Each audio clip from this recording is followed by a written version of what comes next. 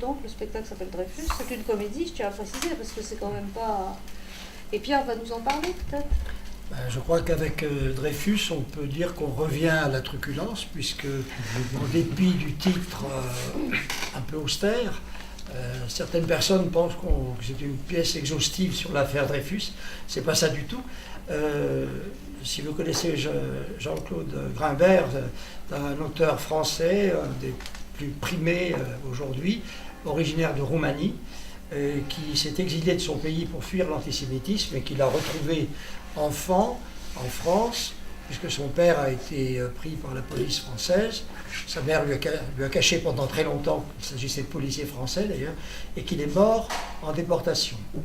Dans Dreyfus, il nous présente une troupe de comédiens polonais, amateurs, d'une toute petite ville de Pologne. Grimbert ne connaissait pas la Pologne.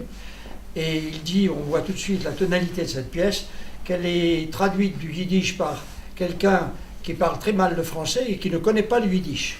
Donc on voit qu'on est aussi dans l'absurde, dans le comique, même si les événements qui se profilent dans cette pièce sont véritablement épouvantables.